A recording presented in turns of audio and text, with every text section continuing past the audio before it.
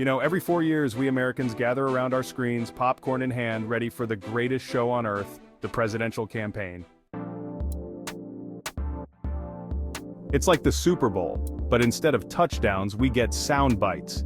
And instead of halftime shows, we have debates that feel like watching a toddler throw a tantrum in a toy store.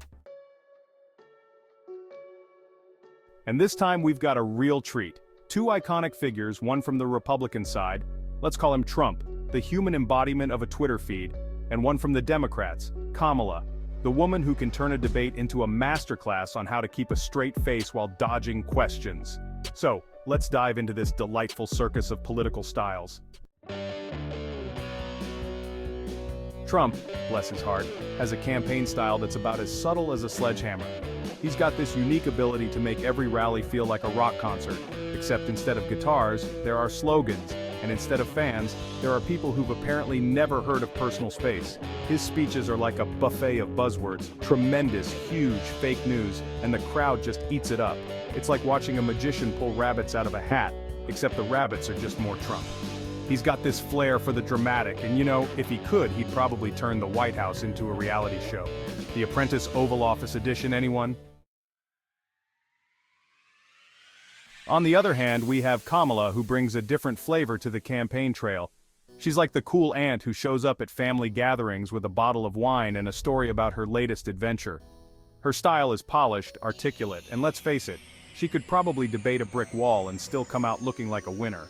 She's got that laugh that makes you feel like you're in on a secret, and her ability to pivot from serious topics to personal anecdotes is something to behold.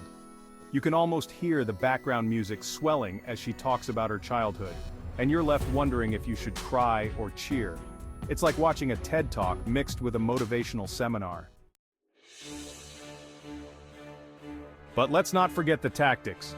Trump's strategy is like a game of chess played with a toddler. He'll throw out a controversial statement, watch the chaos unfold, and then capitalize on the outrage like it's a stock market crash. Oh, you're mad? Good! That means I'm winning.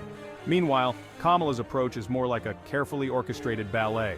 She'll talk about the issues, sprinkle in some personal stories, and then, just when you think you've got her figured out, she'll hit you with a zinger that leaves you questioning your life choices.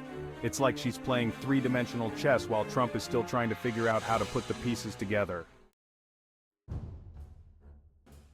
Now, let's talk about the media coverage. It's like watching two sports teams battling it out, and the commentators are just as biased as the fans. You've got the Trump supporters who think he's a modern-day messiah, and then you've got the Kamala fans who act like she's the second coming of Ruth Bader Ginsburg. It's a beautiful mess of opinions, and if you ever want to see a civil war, just bring up politics at a family dinner. You'll witness a debate that makes the last season of your favorite show look like a peaceful resolution. And what's the result of all this? We're left with a nation that's more divided than ever. It's like we're all trapped in a giant game of tug-of-war, pulling in opposite directions, and no one seems to remember that the rope is actually made of American flags. We're yelling at each other on social media, throwing insults like confetti, and forgetting that at the end of the day, we're all in this together.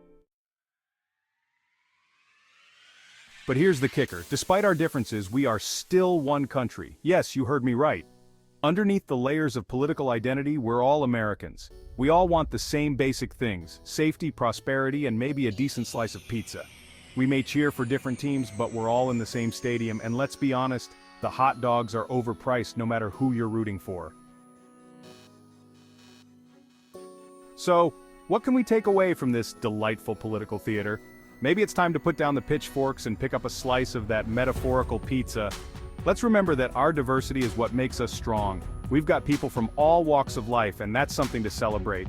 We can disagree on policies, but we can still share a laugh over the absurdity of it all. Here's a thought. What if we took a moment to appreciate the fact that we can have these conversations, that we can engage in spirited debates without resorting to throwing chairs? It's a beautiful thing, really. We can be passionate about our beliefs while still respecting each other's right to be wrong. I mean, right. So, as we gear up for another round of political madness, let's remember that we're all in this together.